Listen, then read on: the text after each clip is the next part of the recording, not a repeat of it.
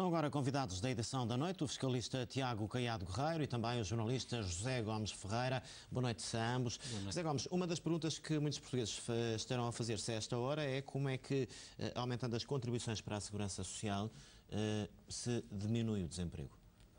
É a pergunta que eu faço também. Nesta conjuntura, nenhuma empresa vai investir e criar postos de trabalho. As pequenas, porque não têm crédito na banca, estão descapitalizadas, e as grandes, porque não têm mercado para criar mais empregos, para oferecer mais produtos que as pessoas já não compram.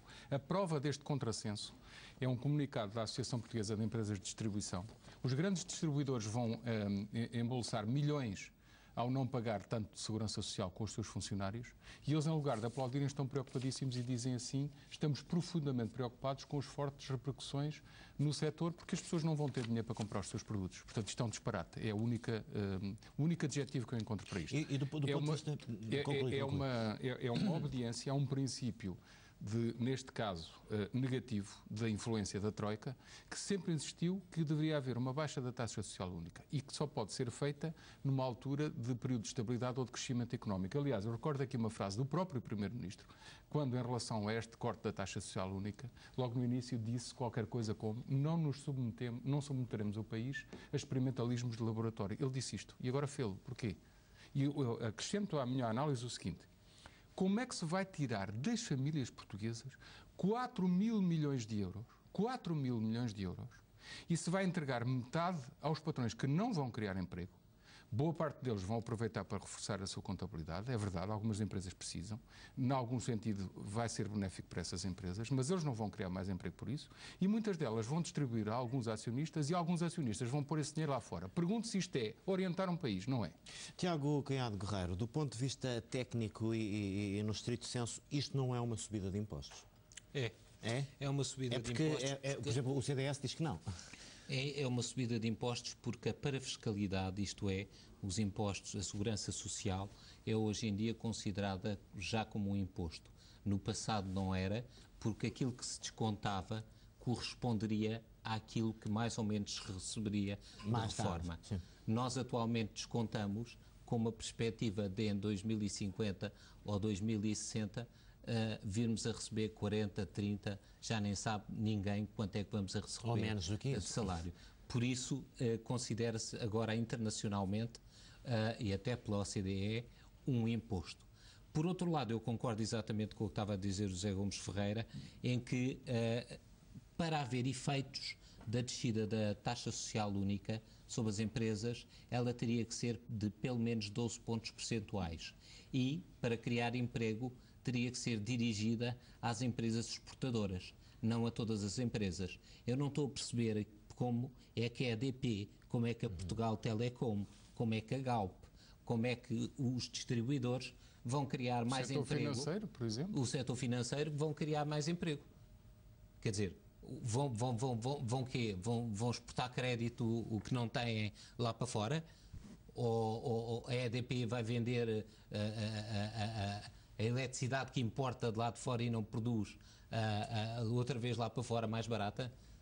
Quer dizer, não faz nenhum sentido, não vai criar emprego. Isto deveria ser dirigido às empresas exportadoras e a quem está no setor exportador, e então aí dar um desconto de 12% ou 15%, que se podia dar perfeitamente, porque com as rendas que existem neste setor e a falta de concorrência nos monopólios, poderia dar-se esse desconto.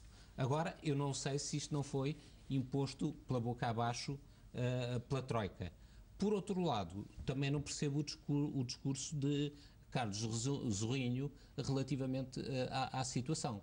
Ele parece que está a falar da Suíça e da Luxemburgo, que têm 8% e 12% de segurança social. O discurso até me parece um bocado alienado, na medida que ele diz é preciso inverter o processo, é preciso rasgar o acordo com a Troika, é preciso o que quer que seja, investir mais, é preciso criar emprego. Então, e onde é que se financia?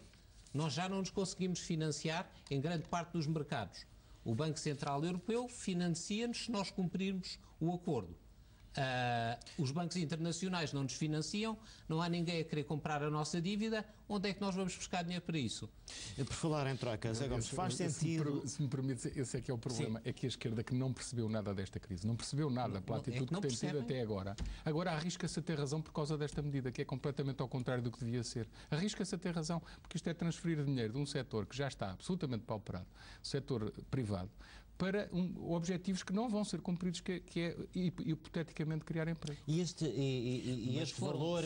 Foram a esquerda, foi o PS, Bloco de Esquerda e não sei quê, que pediu a inconstitucionalidade com o Presidente da República. Por isso, eles é que despoltaram esta situação. Eles queriam que isto acontecesse. Mas deixa-me colocar uma questão, Zé Gomes. Que garantias existem de que este dinheiro vai diretamente para a Segurança Social? Será que vai? Não, vai para a Segurança Social para ser gasto na atividade corrente, para financiar aumentos de pagamentos com o desemprego e outros. E boa parte é revertido para os patrões. Portanto, os patrões, ao não pagarem, trata-se de uma transferência de dinheiro entre famílias e empresas, com a agravante de as empresas que de facto precisam, que estão com dificuldades de tesouraria, vão pagar dívidas. As que poderiam investir, não têm, as que poderiam criar emprego, não têm não têm financiamento dos bancos para poder desenvolver a sua atividade, que são as pequenas e médias, para depois criar emprego. As grandes vão empostar esse dinheiro, vão encaixar esse dinheiro e não vão criar emprego porque não há mercado para produzirem mais bens. Foi por isso que eu ouvi dizer já esta noite que este é a decisão mais errada do Governo desde que... Na minha opinião e arrisco dizê-lo com esta clareza, porque eu admitia que ser submetido a mais austeridade. Admitia. Eu sempre disse isto na minha família, no meu grupo do círculo de amigos, admitia e admito. Se tiver lógica e se me dissessem assim, o Tribunal Constitucional impediu que se cortasse 2 subsídios na função pública, agora vamos distribuir isto. E se me dissessem assim, vamos repor um adicional de 13º mês ao setor privado. E se fizesse o mesmo adicional do ano passado, tinham 2 mil milhões de euros para cobrir o déficit. Ora, isto ultrapassa, vai aos 4 mil milhões de euros, é retirado ao setor privado e depois eu descubro que não é para resolver o problema do déficit. Portanto, a loucura, e desculpem-me o termo, mas estou um bocado indignado com isto, a loucura é tão grande que as famílias vão perder 4 mil milhões de euros e daqui a um ano vamos estar a olhar uns para os outros e dizer que afinal o déficit não está resolvido. É o que vai acontecer. Porquê? Porque metade deste cheque é revertido para patrões que não podem criar emprego porque não têm mercado. Portanto, isto não faz sentido. O timing escolhido pelo Governo para este anúncio faz sentido, ou seja, a avaliação da Troika termina na próxima segunda-feira, estamos à beira do fim de semana, seria de esperar na quarta-feira uma explicação do Ministro das Finanças aos deputados no Parlamento. Esta escolha destes tempos obedecerá a alguma outra lógica que não estamos a conseguir vislumbrar? Tem uma lógica. Primeiro, para a Troika, ver a reação, e eles são seres humanos e estão cá e vivem cá, ver a reação das pessoas a isto. A Troika é sensível a isso. E é sensível a uma certa não reação. Temos pessoas esta noite nas ruas que eu saiba, como supostamente, imagino, na Grécia, estaria já meia Atenas na Praça Sintagma. Bom, mas é por isso que eles estão numa crise tão grande. Os portugueses são mais sensatos. E mais serenos também. Mais serenos, cuidado, quando nós resolvemos dominar a Índia, temos grande parte da população de uma determinada cidade dentro dos canhões e atirámos-los por cima da cidade. Estou lembrado de uma frase no Terreiro de Paço. Por isso, um país que criou um império, é preciso cuidado para dizer se somos o povo sereno que se diz por aí. Mas é assim, o timing pode ser para fazer um experimentalismo, o discurso não é tão incisivo que não permita alterações depois e posteriores, não é? E que eu acho que terão que se verificar, porque esta transferência de riqueza, nós estamos a ter, por exemplo, transferência de riqueza que pouca gente fala, do IMI, que é absolutamente brutal, poderão ser mais 1.500 milhões, 2.000 milhões, 3.000 milhões, por exemplo, para os municípios, que estão a ser premiados por terem feito gestões à grande e à francesa e péssimas gestões e abusos, e então vão retirar aos privados esse montante. Por isso, há um prémio que está a ser dado porque, por exemplo, o PS e CDS não têm poder para dominar os barões autárquicos dentro dos próprios partidos. Estamos quase no fim do nosso tempo. José Gomes, esta subida de 7 pontos percentuais... É 60% de subida na contribuição de cada um de nós. 60 e tal por cento, 64%, salvo erro. Olhando para o país e para a forma como o país tem recebido todo este pacote de austeridade, estamos num momento que pode ser crítico do ponto de vista da convulsão social. Desta vez as pessoas não vão compreender. Eu não estou a compreender. Eu não estou a perguntar se vão compreender. Não, eu estou a responder à tua pergunta. É a mesma. Eu estou a dar a resposta à tua pergunta. As pessoas não vão compreender, logo vão reagir.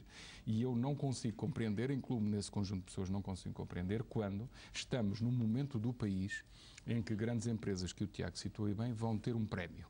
E não vão aplicar esse dinheiro a criar emprego. As mesmas empresas, eu vou citar uma empresa que é a maior petrolífera nacional. A Comissão de Trabalhadores emitiu um comunicado a dizer que queria um aumento de X%. E explicou porquê. Porque há 120 milhões, porque a empresa tem muitos lucros e há 120 milhões de euros de isenção fiscal.